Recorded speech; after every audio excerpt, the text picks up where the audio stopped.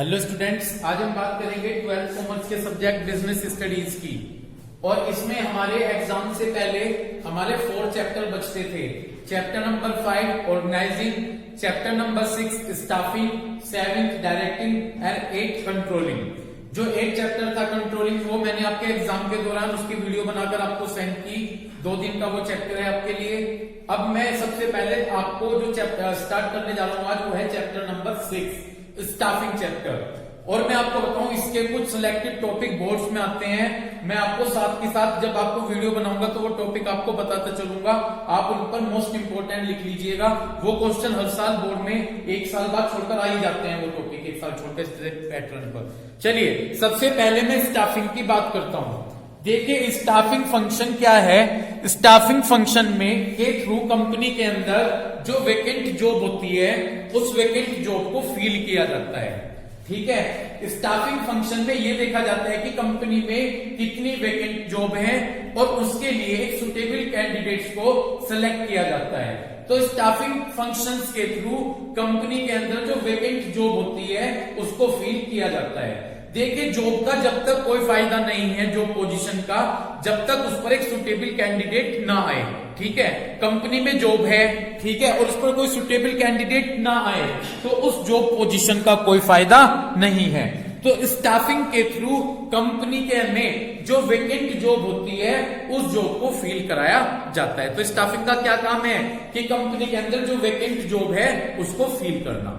सबसे पहले आइए हम स्टाफिंग को डिस्कस करते हैं कि स्टाफिंग होता क्या है। अपनी बुक पर जाकर सबसे पहले आप मीनिंग ऑफ स्टाफिंग पर आ जाएं और देखिए स्टाफिंग इन्वॉल्व्स लिखा है। पहले आप इस डेफिनेशन को पढ़िएगा कि स्टाफिंग है क्या। Staffing involve finding the right person, एक राइट पर्सन को फाइंड करना, फॉर द राइट जॉब, एक राइट जॉब के लिए, हैविंग द राइट क्वालिफिकेशन, उसकी राइट क्वालिफिकेशन हो, डूइंग द राइट जॉब, वो सही जॉब करे, अपनी क्वालिफिकेशन के हिसाब से उसे जॉब मिले, और एट द राइट टाइम, और उसे सही टाइम पर वो जॉब मिले। तो यही स्टाफिंग है। तो स्टाफिंग में क्या बताया गया? फाइंडिंग, फाइंडिंग माने खोजना यानी सर्च करना, एक सही पर्सन देखना राइट जॉब के लिए, उसकी राइट क्वालिफिकेशन हो, वो राइट जॉब करे और राइट टाइम पर वो बंदा हमको मिले। तो यही क्या है? स्टाफिंग है। पहले वैसे तो आप स्टाफिंग का मतलब समझे।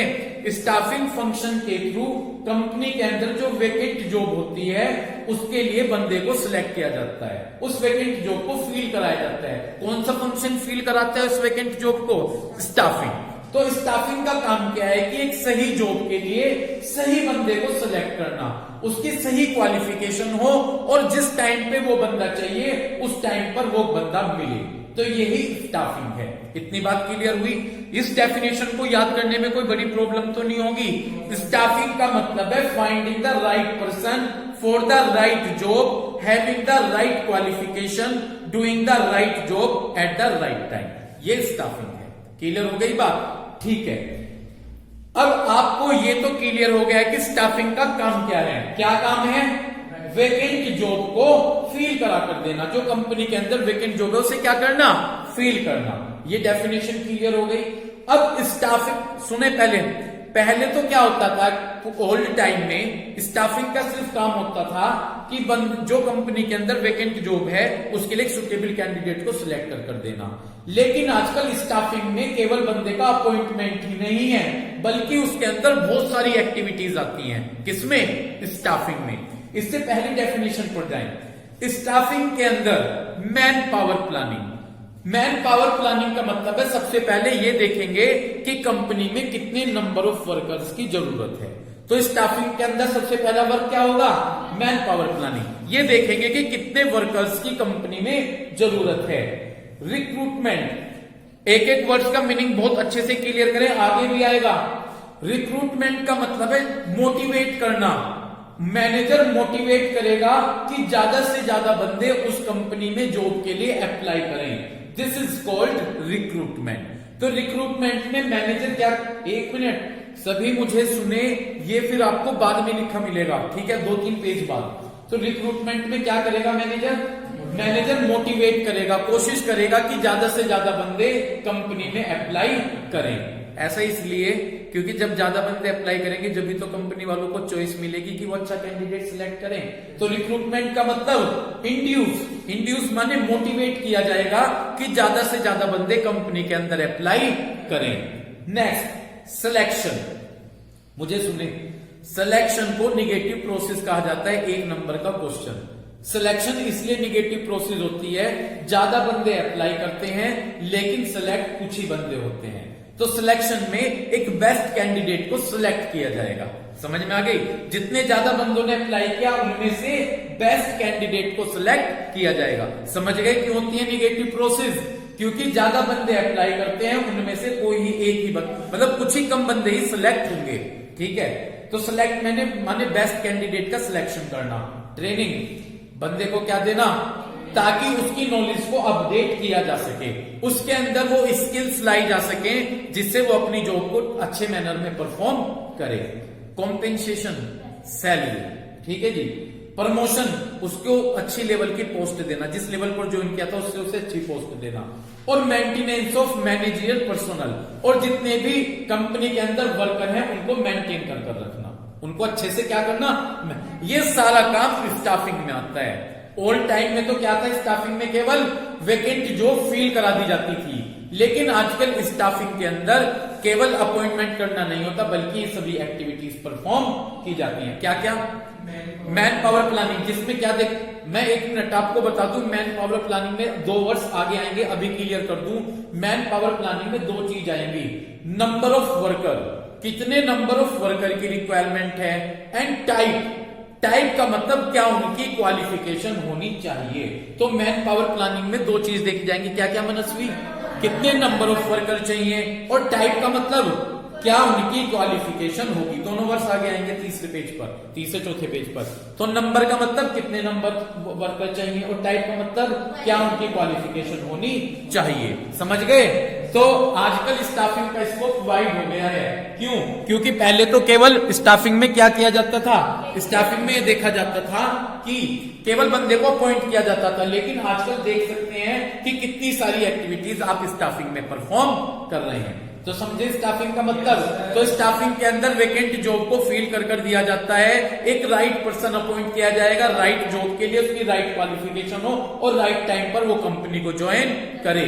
स्टाफिंग के अंदर man power planning, recruitment, selection, training, compensation, promotion और मेंटेनेंस, ये सभी चीजें किसमें आती हैं? ये सभी चीजें स्टाफिंग में आती हैं। ओके, इसके बाद इंपॉर्टेंस में बाद में दूंगा, आज मैं आपको मोस्ट इंपॉर्टेंट टॉपिक की स्टडी कराता हूं। स्टाफिंग प्रोसेस पर आ जाइए। पहले स्टाफिंग प्रोसेस मोस्ट इंपॉर्टेंट लिख लीजिए।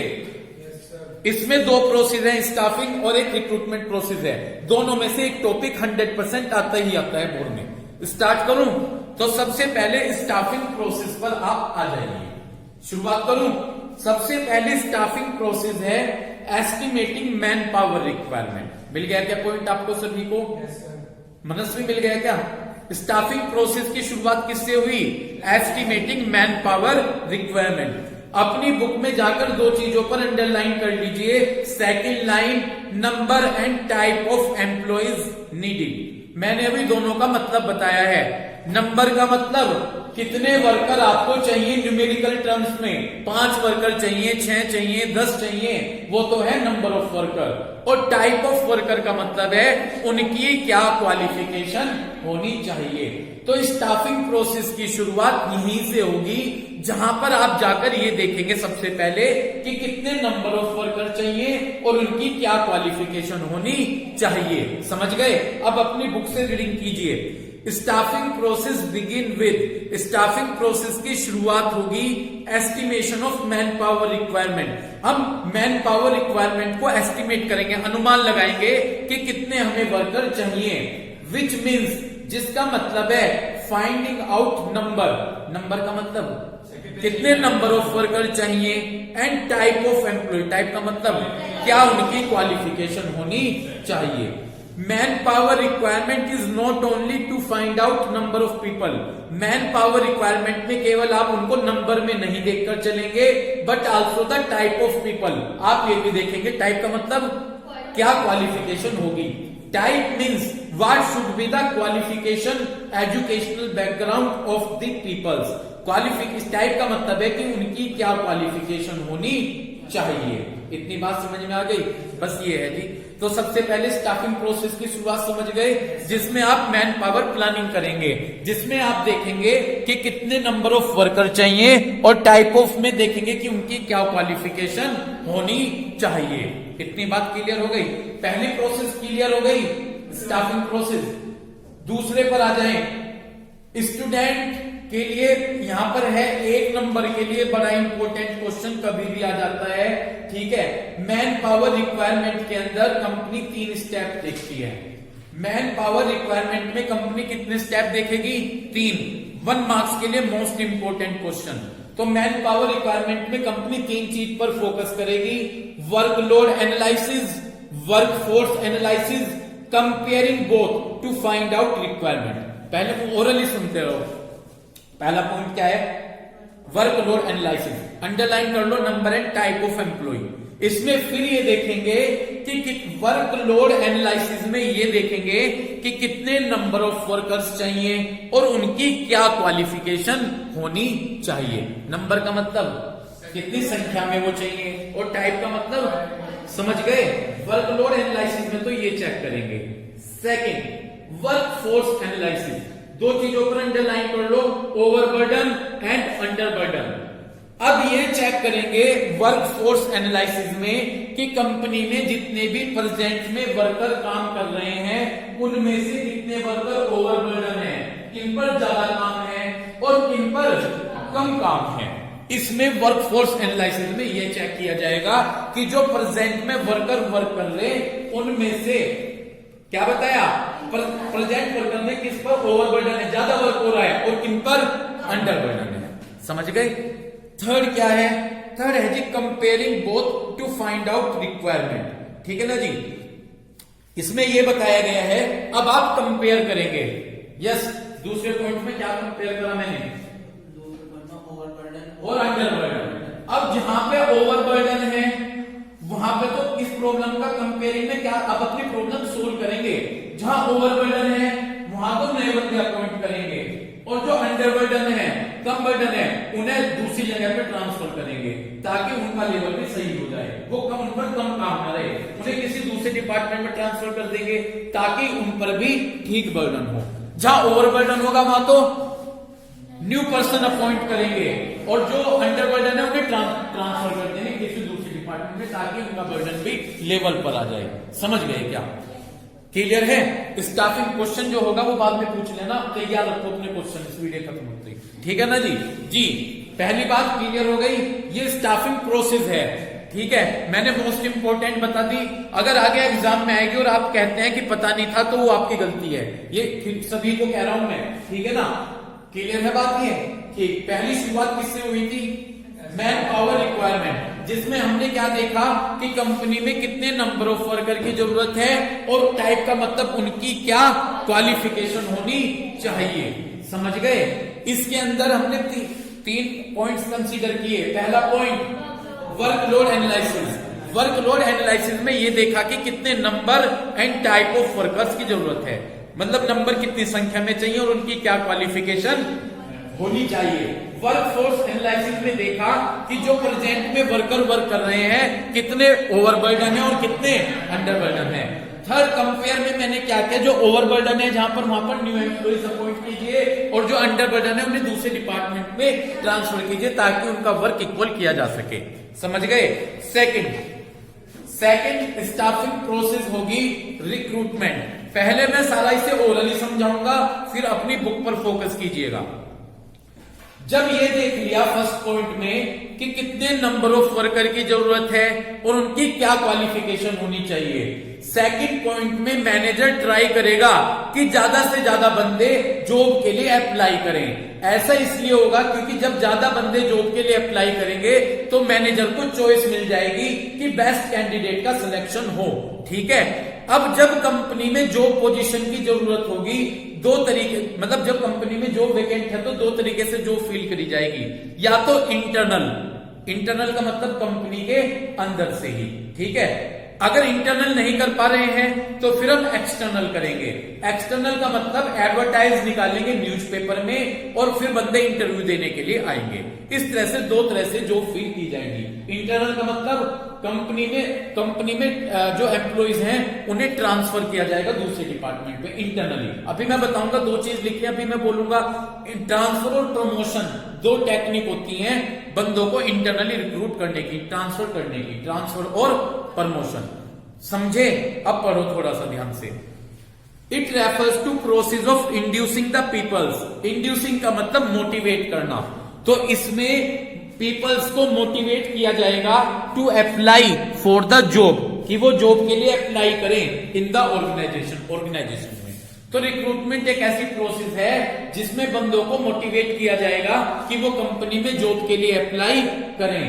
आफ्टर असेसिंग द नंबर, जब आपने ये देख लिया कि कितने नंबर ऑफ वर्कर्स हैं और क्या चाहिए, एंड टाइप ऑफ एम्प्लॉय और उनकी क्या क्वालिफिकेशन है, मैनेजर ट्राई दैट, मैनेजर कोशिश करेगा more and more people should apply for the job, कि ज्यादा से ज्यादा बंदे जॉब के लिए अप्लाई करें, so that the organisation can get more choice, ताकि ऑर्गेनाइजेशन को क्या मिल सके, चॉइस मिल सके, एंड सेलेक्ट बेटर कैंडिडेट, और वो बेटर कैंडिडेट को सिलेक्ट कर सके। समझ गए? तो मनस्वी इसमें क्या करेगा मैनेजर? है रिक्रूटमेंट करेगा। सुन नहीं रहे हो क्या? क्या करेगा? इसमें मैनेजर मोटिवेट करेगा। ध्यान से सुनो, बिल्कुल फोकस करके, फिर जब तो थ्योरी नहीं समझ में आती। इसमें मैनेजर क्या करेगा? इसमें मैनेजर मोटिवेट करेगा पर्सन्स को कि ज्यादा से ज्यादा वो जॉब के लिए क्या करें, अप्लाई करें। क्यों? ऐसा क्यों होगा? क्योंकि जब ज्यादा पर्सन अप्लाई करेंगे तो मैनेजर को चॉइस मिल जाएगी कि वो बेस्ट कैंडिडेट का सिलेक्शन करे।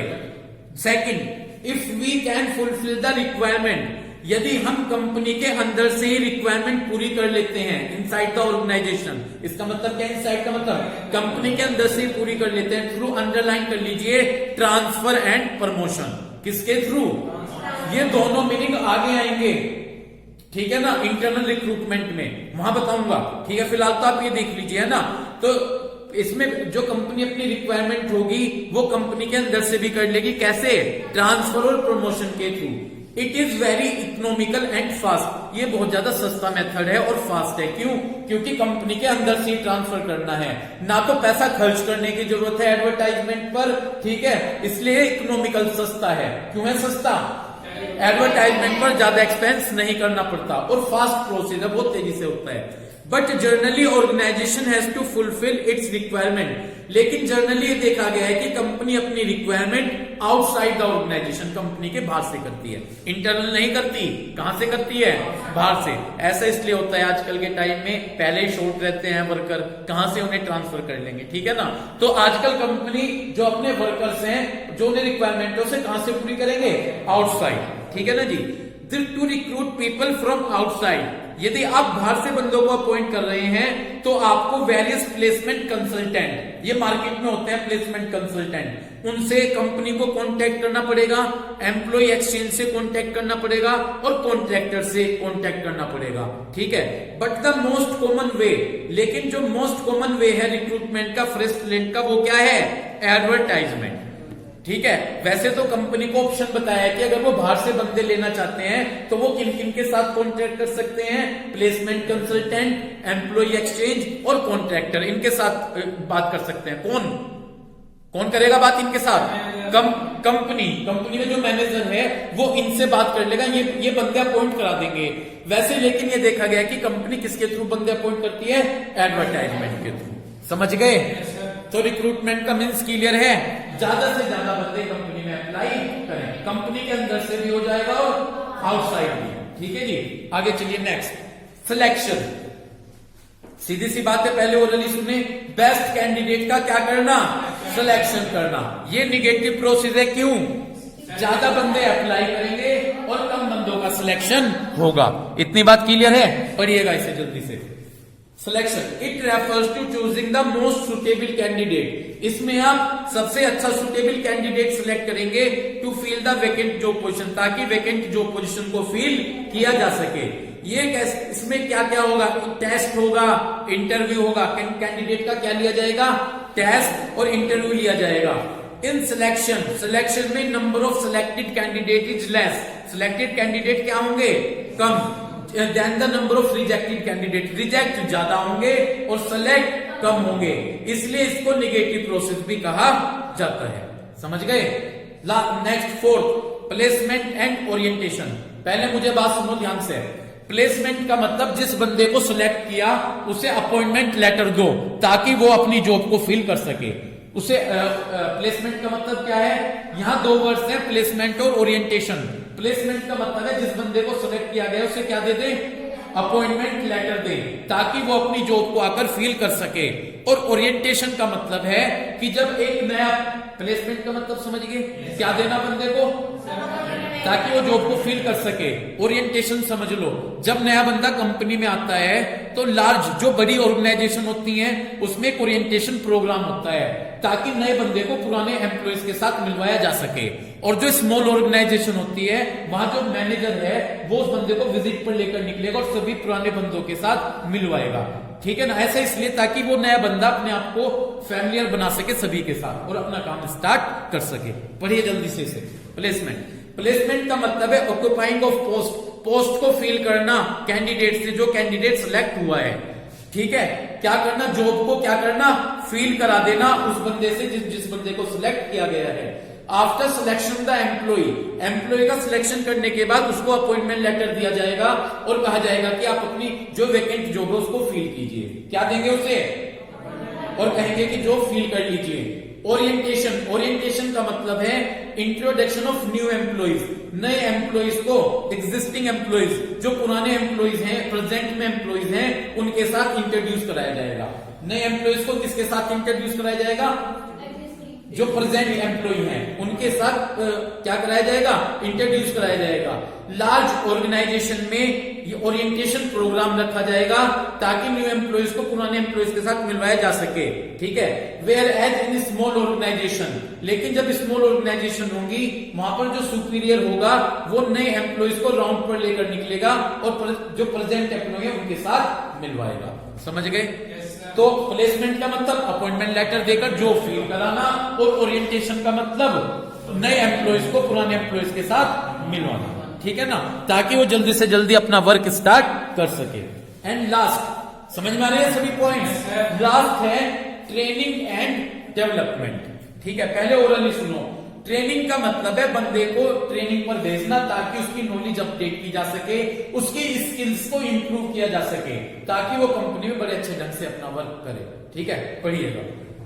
To improve the competence of employees की कॉम्पिटेंस स्किल यानी कॉम्पिटिशन स्किल्स को इंप्रूव करने के लिए एंड मोटिवेट देम, और उसको मोटिवेट करने के लिए इट इज नेसेसरी, जरूरी है to provide training and development opportunity, कि आप एम्प्लॉइज को क्या दें, ट्रेनिंग और डेवलपमेंट अपॉर्चुनिटीज दें एम्प्लॉइज को, सो दे ताकि वो कैन रीच टू टॉप, ताकि वो टॉप लेवल तक पहुंच सके, अपने हिसाब से कहां तक पहुंच सके, टॉप लेवल तक पहुंच सके और अपनी स्किल्स को इंप्रूव कर सके। इतनी बात क्लियर हो गई? ऑर्गेनाइजेशन में have in house training centres. अब ऑर्गेनाइजेशन क्या करती हैं, अरेंज करती हैं सेंटर्स, ट्रेनिंग सेंटर्स। ठीक है ना? और arrange with some institution to provide training, कुछ इंस्टीट्यूशंस को कहेंगे कि हमारे एम्प्लॉइज को क्या दें, ट्रेनिंग दें ताकि उनकी एफिशिएंसी को इंप्रूव किया जा सके। तो ट्रेनिंग क्यों देंगे? ताकि उनकी कंपटीशन स्किल्स को इंप्रूव किया जा सके, उन्हें मोटिवेट किया जा सके, उनकी एफिशिएंसी में इंप्रूवमेंट लाया जा सके और वो टॉप लेवल पर रीच कर सके। इसलिए आप उन्हें क्या देते हैं, इसलिए आप उन्हें ट्रेनिंग देंगे। ठीक है? ये थी आपकी स्टाफिंग प्रोसेस। तो क्लियर हुआ आपकी स्टाफिंग प्रोसेस? ठीक? पहले पॉइंट क्या था स्टाफिंग प्रोसेस में? Man power. ठीक है? बताया गया था कितने नंबर ऑफ वर्कर चाहिए और उनकी क्वालिफिकेशन क्या है। इसमें तीन चीज आई, वर्कलोड एनालिसिस में वही बताया गया, वर्कफोर्स में ओवरबर्डन और अंडरबर्डन, और कंपैरिजन में ओवरबर्डन होगा तो वहां पर न्यू एम्प्लॉइज अपॉइंट करें और अंडरबर्डन है तो उन्हें ट्रांसफर करें। ठीक? रिक्रूटमेंट में मैनेजर ट्राई करेगा ज्यादा से ज्यादा बंदे कंपनी में अप्लाई करें ताकि मैनेजर को वाइड चॉइस मिल सके। दो तरह से रिक्रूटमेंट यहां पर हो जाएगा, इंटरनल और एक्सटर्नल। इंटरनल कंपनी के अंदर से ही हो जाएगा और एक्सटर्नल बाहर से आप बंदे को अपॉइंट करेंगे। सिलेक्शन को क्या कहा जाता है? क्योंकि रिजेक्ट कैंडिडेट ज्यादा होंगे और सिलेक्टेड कैंडिडेट कम होंगे। इतनी बात क्लियर हो गई। और उसके बाद प्लेसमेंट ओरिएंटेशन हो गया। प्लेसमेंट पे बंदे को क्या दिया जाएगा? Appointment letter. ओरिएंटेशन में उसे पुराने एम्प्लॉयज के साथ मिलवाया जाएगा। और लास्ट में हम उन्हें क्या देंगे? ट्रेनिंग देंगे ताकि उनके अंदर स्किल्स, उनकी स्किल्स को इंप्रूव किया जा सके। ठीक है, थैंक यू।